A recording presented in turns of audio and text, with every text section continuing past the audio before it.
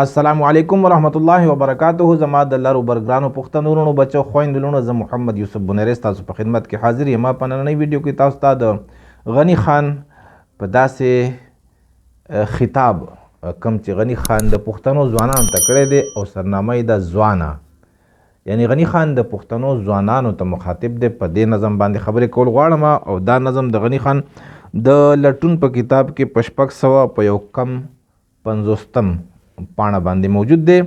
راځئ چې وړاندې دا نظم وورو او بیا په خبرې وکړو. غنی خان وایي وړاندې ګلستان دی ای بلبله د پښتون د باغ، نوم د رقیب لیک دی په هر بوټي د مجنون د باغ. خوار وزار بچی دی بې هنره بې کماله دی، غوږې د کاڼه لاسونه شل سترګې پر کاله دی. لال ډوب د ایرو کې او مرجان پروت دی په خاورو کې، زوی د شعباز ګرځي چمړي خوري په سیل د واورو کې. پاسه ای زلمیا مستی توره او ایمان واخلا، شرخ شو اور شه تندر شو نر شه خپل جانان واخلا. زار دې د شنو بریتو شم غلام د غلام زوی ته، پروت په دوسۍ کې یک زرزله زلمی ته. توره دې را واخله ننګ پښتو او اسلام پورته کا، لخپلو مستو سترګو د نامه د غلام پورته کا. پاسه ننګیالیا نن دلبر او جانان وګټه، نوم د پښتون وګټه ناموس د افغان وګټه. ټول جهان حیران کړه د خپل شان په تماشا، ای د احمد زویه ای بچیه د شیرشاه. زما عزتمندو غنی خان د پښتنو پیرو خان هم دی، غنی خان د پښتنو خوشحال بابا هم دی، غنی خان د پښتنو باچا خان هم دی. او غنی خان چې پښتون قام ته ګوري، د پښتنو د قام د نسل ته ګوري نو خفه شي او څه ورته وایي وړاندې ګلستان دی ای بلبله د پښتون د باغ. ای ځوانه ته د پښتون د باغ بلبل یې، ځوان دی که نه، نو بلبل څه کوي دی د ګلونو کې نغمې وایي، نو د قام بلبلان څوک دي؟ ځوانان دي.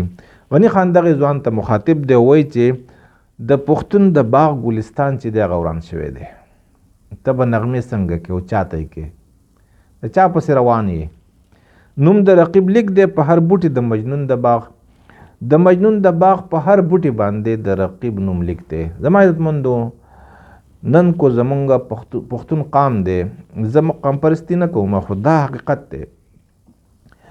کو افغانستان دی، کو بلوچستان کې پښتانه دي، او کو زمونږ په خیبر پښتونخوا کې د خیبر وسرم لیکل شوی دی، کو په دې کې پښتانه دي. هر ځای کې چې پښتون دی نو د وینې، د خولو، د مټو، د محنت، د ذهن څومره ښه ذهن ور الله ورکړی، د دې خواږه څوک خوري نو هغه غیر قاموني خوري. او زه به یو قام نه یادوم ځکه چې دا نفرت خورېږي، غیر قامونه خوري. نو غنی خان څه وایي چې نوم د رقیب لیک دی په هر بوټي د مجنون د باغ. ته خپلواک نه یې او ته په بل باندې اعتماد کې، په بل باندې بروسه کې، ته په بل باندې انحصار کې، ته دوکه خورې. نو چې ته داسې کېږي ستا لکه د موټو هغه ګټه چې ده هغه به ستا نصیب کېږي نه، هغه بس د چا نصیب کېږي؟ هغه به د غیرو. او که هر څومره ته مړه نه وکې خو د هغې هغه کریډټ چې دی هغه به غیر اخلي. نن تاسو ګورئ که نه، روس د افغانستان نه په شا شوی دی، امریکا په شا شوه، خو نوم پې د چا وشو؟ د پښتون نوم نه شوی. نو زما عزتمندو موږ له پکار دی، غنی خان مقصد دا دی چې موږ له پکار دی چې موږ یو شو او موږ لکه خپل خپل ځان داسې حد ته ورسو چې دنیا زموږ موټو ته کینی، نور قامونه زموږ موټو ته کینی، دا نه چې موږ د نورو قامونو موټو ته ناست یو. خوار وزار بچی دی بې هنره بې کماله دی، غوږې د کاڼه لاسونه شل سترګې پر کاله دی.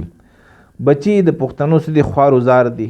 تاسو وګورئ که افغانستان دی خو زموږ دا وطن دی، بچی خوار وزار دی بې هنره بې کماله، دا کچرې به ټولې او دا څه ورته وایي ټینډبې به ټولوي، خیرونه به غواړي، مزدورۍ به کوې په وړوکوالي کې. نو هلکه دا ځکه غریبي ده که نه، نو بچي خوار و زار دي، هنر هم نه لري، کمال پکې هم نشته دی. حالانکې پښتون دا د کمال ډک قام دی. غوږې دي کاڼه، لاسونه شل، سترګې پر کار، غوږونه یې کاڼه دي، اوري نه. کو یو ناصح ورته نصیحت کوي نه اوري، او لاسونه شل دي، د کول دپاره لاس دي، نو لاسونه نه کار نه اخلي. لکه دی چې حرکت ورکوي لاسونه له، هله به د خپل تقدیر جوړوي، هله به د مستقبل الله جوړوي. او سترګې پر کاله دي، سترګې له خوب ورغلی دی، پر کالي دي. نو چې سترګې پر کالي دی به څه حرکت وکړي؟ اوده دی. یعنی نن پښتون اوده دی، د پښتون ځوان اوده دی، پښتون قام اوده دی. دی به را بیدارول غواړي، چې را بیدار شي بیا به دی د څه مالک شي. لال ډوب دی ایرو کې، او مرجان پروت دی په خاورو کې. لال په ایرو کې ډوب دی، مرجان هم یو مرجان دغه په خاورو کې پروت دی. دا پښتون هر بچی هر زلمی دا لال دی، د مرجان دی په ایرو کې، او بس په خاورو کې ډوب دی. زوی د شهباز ګرځي، چمړي خوري په سیل د واورو کې. دا د شهباز بچی دی، خو څه چل کېږي، دی نن ګرځي او د شهباز د غوښې هغه گنجې خوري، ګیت چې ورته په اردو کې وایي هغه خوري. یعنی شهباز خو شهباز دی، دته څوک څه ویلی شي. ته پښتون یې، ستا غوښې نن ولې غیر قامونه خوري؟ ستا وینې ولې غیر قامونه خوري؟ په دې باندې سوچ پکار دی. پکار دی چې یاره تا د بل وینې نه خوړلې. دا غني خان یا زه یو خدای پرست انسان دا درس چاله نه ورکوي چې ته د بل غوښې خوره او ته د بل وینې څکه. موسی علیه السلام چې کله د فرعون په کور کې و، هغه انتقامي و، پیغمبري ورته نه میلاو شوی، نو انتقامي به و، هغه به انتقام په زړه کې به هر وخت انتقام و. او دا به یې سوچ چې کله به زه د فرعون په دې تخت کې نم، او دا فرعون به او دا قام به څنګه زه غلام جوړم، څنګه چې دی زما د قام نه غلام جوړ کړی، هغه ته پته و زه د غلام قوم یم. نو دا بیا الله سبحانه وتعالی د هغه تربیت وکړو، اصلاح وشوه د هغې سوچ که نه. بره اوږده قصه اوږدېږي. نو اصل خبره دا ده چې یاره ته د بل غوښه او د بل وینې دا ستا خوراک او څښاک نه شي، خو ستا غوښه دا پیغام دی د الله د طرف نه چې ستا غوښه او ستا وینه د بل خوراک او څښاک نه شي، چې نه ظالم شي او نه مظلوم شي. ژوند داسې تېرول پکار دی. ژوند پاسه ای زلمیه مستی توره و ایمان واخله، شړق شه اور شه تندر شه او نر شه خپل جانان واخله. غني خان ورته پیغام ورکوي چې ای زلمیه پاسه مستی واخله، توره مستی شه او توره واخله، ایمان بزان کې غیرت را پیدا کا، ایمان را پیدا کا. ته خو څوک یې او پتا باندې چې څوک تندر شوي دي، شړق شوي، ته په هغو باندې شړق شه، ته په هغو باندې اور شه، تندر شه، او خپل جانان خپل مستقبل هغه جوړ کا. خپل جانان زمونږ الله هم دی، د پښتون قام بحیثیت چې دی قام دا مسلمان دی. نو قام د ټول دنیا ته انسانیت وښیه، ځکه چې په ټولو قامونو کې د ټول نه زیات سړیتوب په پښتون قام کې دی، په بل کې ما دومره نه لیدلی. په نورو کې به مې خو داسې په دومره سطح باندې نشته دی. نو دی چې کله د سخاون شي، هله به دی بل ته سړیتوب ښیي که نه، چې کله دی په خپله غریب دی، بې هنره دی، کمال ورسره نشته، نو د سړیتوب ته څوک څه ګوري؟ یعنې د سړیتوب بیا ښکاري نه.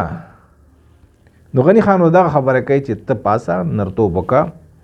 دا مقصد نه چې جنګونه وکړه، جنګ نه، نفرت نه. نن ګوره پښتانه پنجابی داسې او سندې داسې او پنجابی هغسې او امریکا داسې، لکه ته خو نفرت کې، نفرت مه کوه. جاپانیانو چین دی که نه، اوس دا زمونږ د مخې خوار خلق اوس په ټوله دنیا باندې ټول نه زیات دولت د چین سره دی. جاپان ته وګورئ څه چل ورسره شو. نن وګوره ټول نه امیر ملک هغه دی، که تایوان دی که کوریا ده. دی په دې وجه نه چېرې نفرت یې کړی، د یو بل د قامونو غیبت یې کړی دی او کنځل او ویلې کړي دي. نن پښتون زه ګورم په سوشل میډیا باندې یو بل ته کنځل کوي. د افغانستان پښتانه به د پاکستان هغې ته کنځل کوي، د پاکستان هغه به د افغانستان هغې ته کنځل کوي. د خدای دوستانو د افغانستان پښتانه وایي پنجابیان داسې دي او تاسو د پنجابیانو داسې، تاسو د پنجابیانو.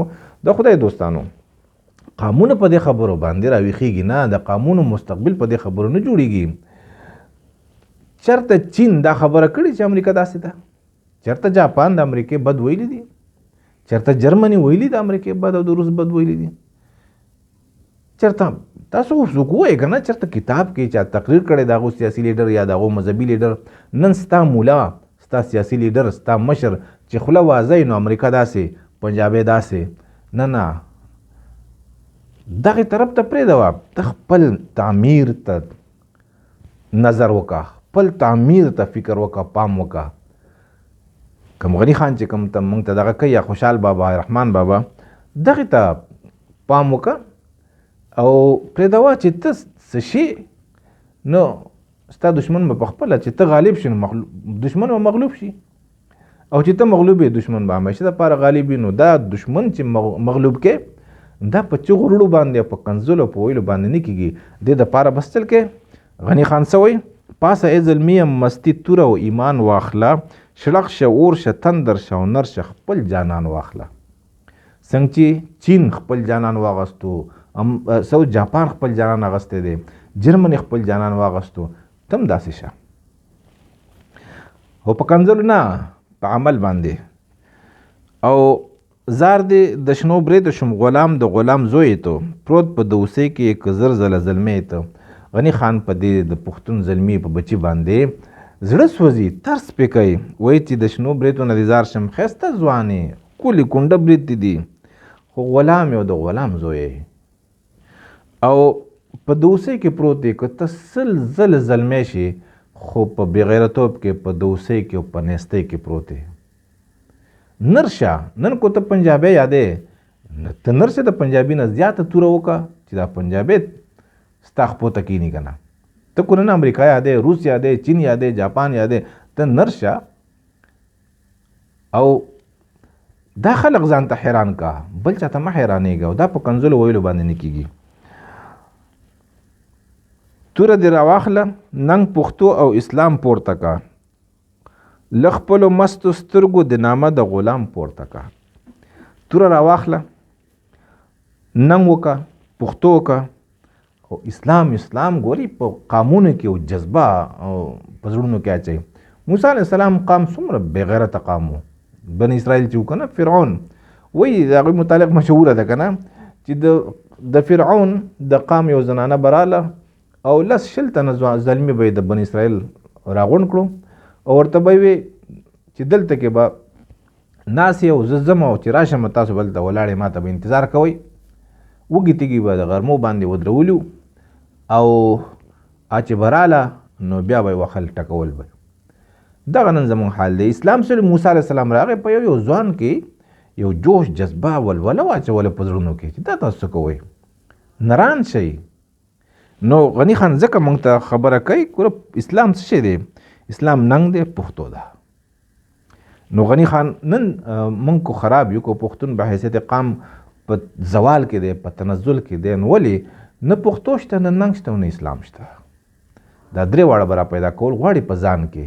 د دې دپاره تربیت او زه خواست کوم ټولو مدارسو ته، ټولو سکولونو، کالجونو ته، ټولو ادارو ته، تعلیمي ادارې، او که د مذهب تعلیمي ادارې دي او که د عصر، چې دی په پښتون قام کې غیرت پیدا کی، اسلام پیدا کی، د قومونو خلاف نه چې نور قومونه دی خراب کی، نه چې دی الله په اسمان باندې وځلئ. نو د خپلو مستو سترګو د نامه د غلام پورته کا. دا سترګې د مستې دي خو په دې باندې د غلام نوم لیکل شوی دی. دا تلرې کا او دا به لیکېږي چې ته ننګ، غیرت او اسلام دا راوچت کې. دا په زړونو کې پراته دي که نه، په وینه کې زمونږ څه دی؟ ننګ دی، غیرت او اسلام دی.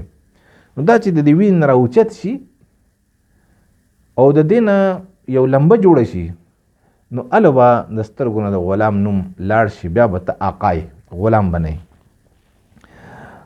پاسه ننګیالي نن دلبر او جانان وګټه، نوم د پښتون وګټه، ناموس د افغان وګټه. ای ننګیالیا، ای ځوانه، ته دلبر وګټه، جانان وګټه. زمونږ دلبر څوک دی؟ زمونږ جانان څوک دی؟ موږ د الله عاشقان یو. او د نوم د پښتون وګټه، د پښتون نوم وګټه، د افغان هغه ناموس وګټه. نن په افغان قوم منګه د پښتون افغان ټول قوم دی، د باندې څه تېرېږي؟ نو دا د افغان د نوم وګټه. او بیا غني خان وایي چې ټول جهان حیران کړه د خپل شان په تماشا، اے د احمد زوی اے بچی د شیرشاه، داسې نرشه داسې لکه داسې ننګیالی شه چې دلبر وګټې، جانان وګټې، ستا مستقبل هغه تعمیر شي.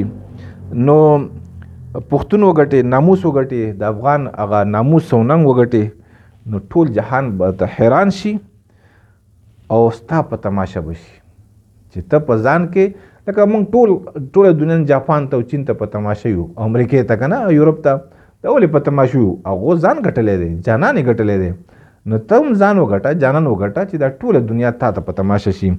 او ولې ګوره ته د احمد شاه ابدالي زوی او ته د شیرشاه سوري بچی دې خلقو په دنیا باندې د نوم دی او دې خلقو له نجات ورکړی د ډاکوانو خلاف. نو زما عزتمندو دا د غني خان کلام و، د ځوان ته مخاطب دی په دې کلام کې، ډېرې خبرې پکې کېدای شي، خو تاسو ته اشارتاً دا څو خبرې مو کړلې. نو هر پښتون زما عزتمندو په دې باندې به عمل کول غواړي، بل ته به رسول غواړي. الله مو خوشحاله کړه.